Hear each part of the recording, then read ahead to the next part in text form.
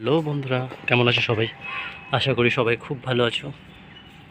আমি সৌমেন, আর তোমরা দেখছো গার্ডেনিং উইথ সৌমেন। আমার চ্যানেলে সবাইকে অনেক স্বাগত।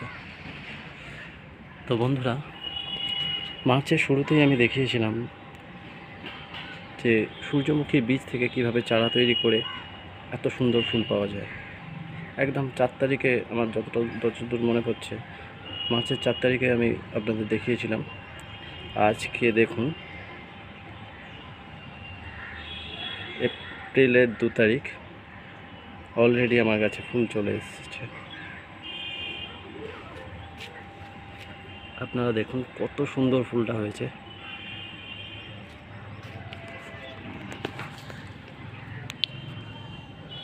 দেখতে পাচ্ছেন, এই সেই গাছ যেগুলো আমি বীজ থেকে তৈরি করেছিলাম। গাছগুলোর প্রায় 1 মাস বয়স। 1 মাসের মধ্যে গাছগুলো একেবারে সুন্দরভাবে তৈরি হয়ে গিয়েছে। গাছে অলরেডি অনেক কুঁড়ি চলে এসেছে, দেখতে পাচ্ছ তোমরা।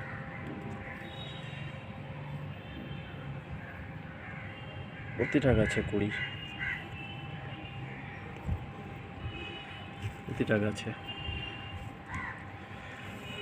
তো আপনারা এইভাবে খুব সহজে বীজ থেকে চারা তৈরি করে নিতে পারবেন। বাজার থেকে কেনার কোনো প্রয়োজন নেই, খুব সহজেই।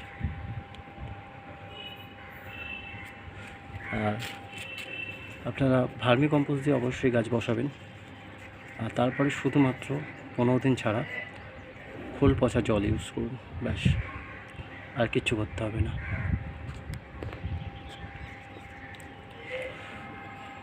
তারপরেই পেয়ে যাবেন ঠিক এত সুন্দর সুন্দর সূর্যমুখী, যা আপনাদের প্রত্যেকের মন ভরিয়ে দেবে। তো ভিডিওটা ভালো লাগলে লাইক করুন,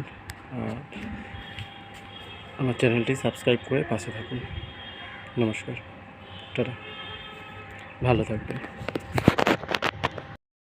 গাছগুলোর প্রায় 1 মাস বয়স। 1 মাসের মধ্যে গাছগুলো একেবারে সুন্দরভাবে তৈরি হয়ে গিয়েছে। গাছে অলরেডি অনেক কুঁড়ি চলে এসেছে, দেখতে পাচ্ছ তোমরা।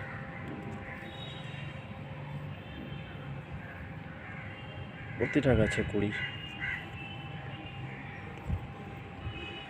প্রতিটা গাছে। তো আপনারা এইভাবে খুব সহজে বীজ থেকে চারা তৈরি করে নিতে পারবেন। বাজার থেকে কেনার কোনো প্রয়োজন নেই, খুব সহজেই। আর আপনারা ভার্মি কম্পোস্ট দিয়ে অবশ্যই গাছ বসাবেন। আর তারপরে শুধুমাত্র 15 দিন ছাড়া খোল পচা জল ইউজ করুন, ব্যাস। আর কিচ্ছু করতে হবে না।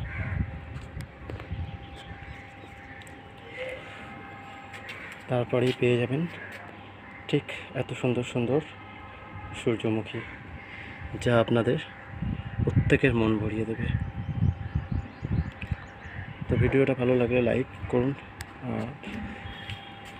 আমার চ্যানেলটি সাবস্ক্রাইব করে পাশে থাকুন। নমস্কার, টাটা, ভালো থাকবেন।